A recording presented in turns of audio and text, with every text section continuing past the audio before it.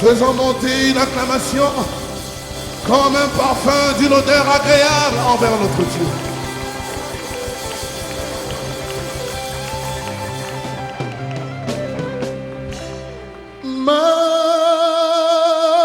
Majesté,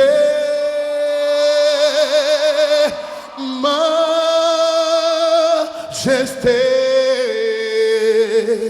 ta grâce m'a pris tel que je suis, sans valeur, mais pour toi, perle de prix. Élève la voix et chante et dis majesté.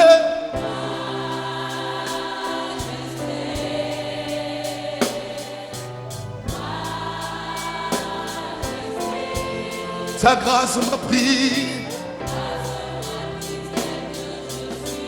sans valeur, mais pour toi, perle de prix. Majesté,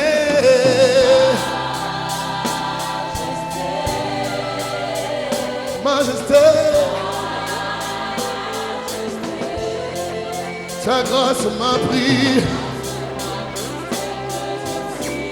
sans valeur.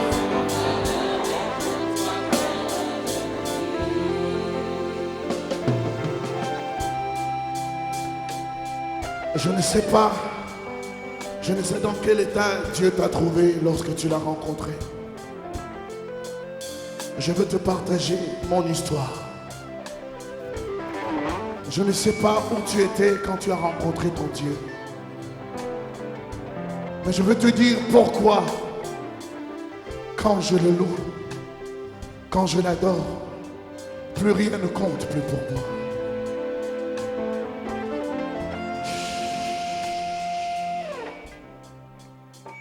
J'étais perdu, complètement perdu.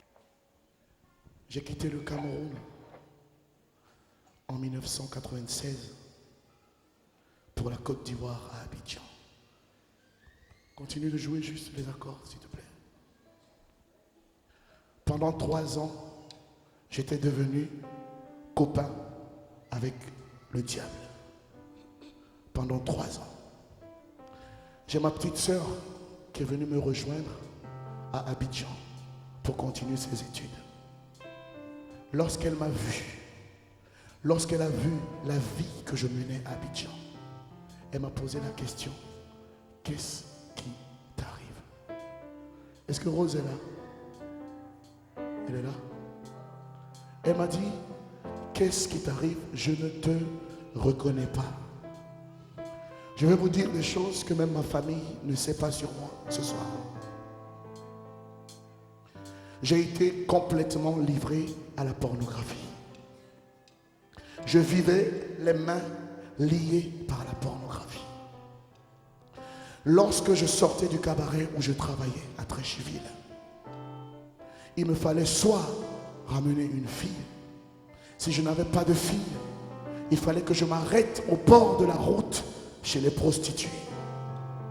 Et si je ne m'arrêtais pas au bord de la route chez les prostituées, je vais ressortir tout mon attirail de films pornographiques.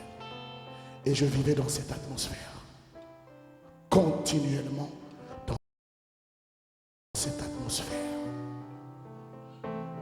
continuellement dans cette atmosphère. L'une des filles avec qui je suis sorti, quelques années plus tard, j'apprends qu'elle est séropositive. Et la crainte, la peur, le tourment s'est emparé de moi. Je me suis dit, certainement, mon tour arrive, je vais y passer. Certainement, je vais y passer. J'ai une de mes sœurs qui a fait un AVC, qui en a été paralysée. Lorsqu'elle est arrivée en France et que le diagnostic médical a été, il n'y a plus rien à faire, il faut la débrancher. Je commençais à fréquenter une communauté charismatique, mais sans aucune conviction. J'y allais parce que mon épouse m'y a invité. Lorsque la relation a commencé à battre de l'aile et que j'ai ma sœur qui est dans cette situation, Je suis rentré dans ma chambre. J'ai dit, Seigneur, j'ai souvent entendu des témoignages, des personnes qui ont parlé de comment, de manière miraculeuse, tu les as délivrés. J'ai besoin de toi. J'ai besoin de toi. J'ai besoin.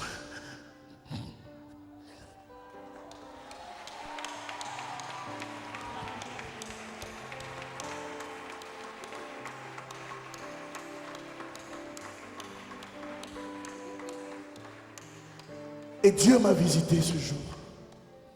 La première des choses qu'il a faites, il m'a montré l'état de mon cœur. Mon cœur était dégoûtant. Dégoûtant. Dieu m'a montré l'état de mon cœur.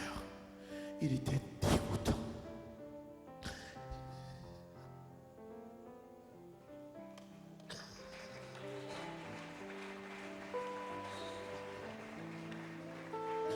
Et j'ai compris une chose. Nous pouvons être dans la religiosité. Nous pouvons aller à l'église tous les dimanches. Nous pouvons lire la Bible tous les jours de nos vies. Tant que nous n'avons pas fait cette rencontre personnelle, intime, nous sommes perdus. Nous sommes perdus. Nous sommes perdus. Dieu nous demande de racheter le temps, car les jours sont mauvais. Et Dieu s'est révélé à moi. Il a commencé par purifier mon cœur. J'ai compris ce que c'est qu'aimer Dieu. J'ai compris ce que c'est que servir Dieu. J'ai compris ce que c'est que marcher avec Dieu. On ne peut pas aimer qu'en parole. Il faut poser des actes d'amour. On ne peut pas aimer qu'en parole. Il faut poser des sacrifices d'amour. Il y a des choses que j'ai délaissées pour mon Dieu. J'ai refusé la gloire de ce monde pour mon Dieu. J'ai des amis qui m'ont abandonné, mais je suis resté attaché à mon Dieu. Suite à des incompréhensions, à toutes sortes d'incompréhensions, j'ai dit, je choisis de te suivre, quel que soit ce que ça me coûte. Gloire à Dieu, il m'a restauré. Il m'a donné une nouvelle famille. Il m'a restauré dans ma relation avec ma famille naturelle. Et je bénis Dieu pour l'œuvre qu'il accomplit dans ma vie. Je bénis Dieu pour sa main qui est étendue dans ma vie. Et je veux dire à quelqu'un ici ce soir, je veux dire à quelqu'un ici ce soir, examine ta vie. Es-tu sûr que tu as rencontré Dieu dans ta vie?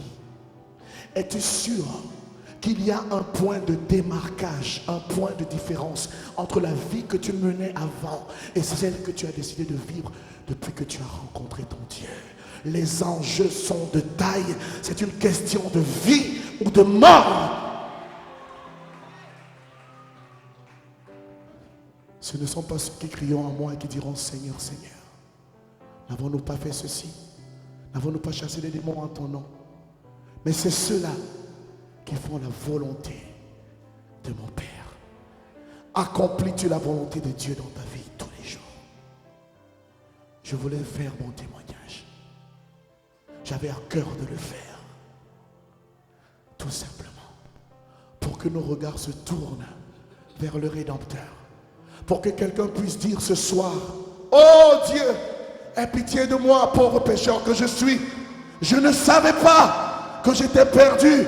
Mais je confesse que toi, Jésus, tu es mon Seigneur et Sauveur. Viens dans ma vie. Je t'offre ma vie. Je t'offre ma vie. Je t'offre ma vie.